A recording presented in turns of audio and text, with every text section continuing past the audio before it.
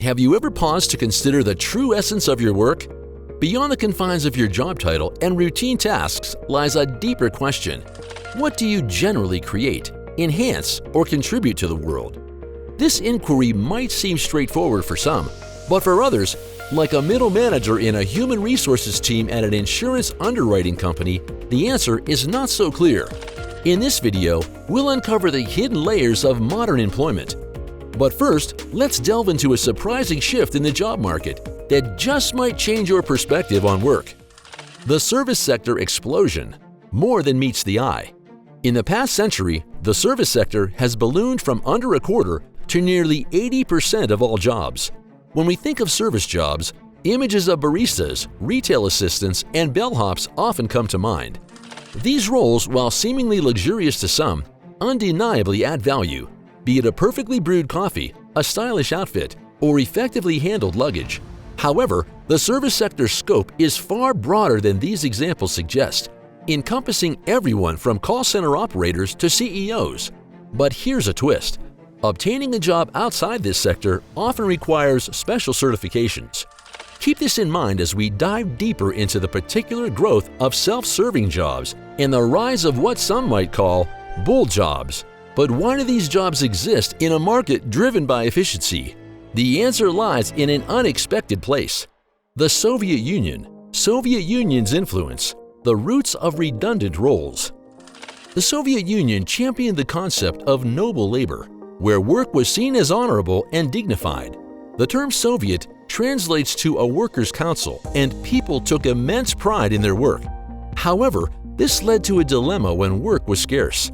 To maintain full employment, some individuals were assigned obviously redundant tasks, like counting endless inventories of nuts and bolts.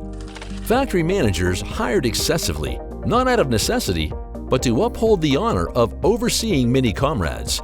This phenomenon, known as worker hoarding, has eerie similarities to certain aspects of modern Western employment. But how does this historical context connect to today's job market, especially in the realm of seemingly unnecessary roles? The answer might surprise you, and it starts with an anthropologist's intriguing theory. David Graeber's revelation, the emergence of bull jobs. Anthropologist David Graeber's book, Bull Jobs, sheds light on the proliferation of seemingly pointless roles in modern capitalism. He categorizes these jobs into 5 types, starting with flunkies, roles like doormen and assistants, existing primarily to boost others' egos. Then there are duct tapers, who fix problems that could be permanently resolved, like an inventory manager with an exclusive system access. Graeber's book highlights a duct taper who spent their days correcting errors made by an incompetent statistician. This raises a crucial question. Are these roles truly necessary? Or could their elimination lead to more efficient value creation? But wait, there's more. The next category, box tickers, might be the most baffling of all. The bizarre world of box tickers and goons. Box tickers are the corporate world's drones, existing because they make companies appear more legitimate.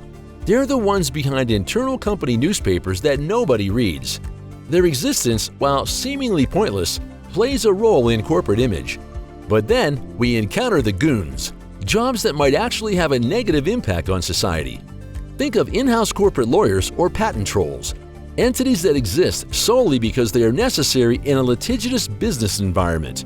These roles, while not directly productive, are a defensive necessity in the corporate world. But just when you think you can't get more absurd, we meet the taskmasters. Taskmasters, the pinnacle of pointlessness. Taskmasters are those who oversee and manage people who don't need managing. They manage from overzealous sales managers to middle managers in charge of redundant departments. These roles, often a blend of Graeber's 5 categories, exemplify the height of workplace inefficiency. But this leads us to a critical question. How did we arrive at this point? The answer ties back to the Soviet Union's labor obsession and parallels in modern capitalism. However, the complexity deepens when we consider the role of bureaucracy in perpetuating these bull jobs. Bureaucracy and bull jobs, a vicious cycle. In systems like the USA, the intertwining of large corporations, government regulations, and bureaucracy creates a fertile ground for bull jobs. From zoning laws to international trade regulations, each step in business operations involves entities harboring these redundant roles. This isn't just about big or small government. It's about how companies navigate and sometimes exploit these systems.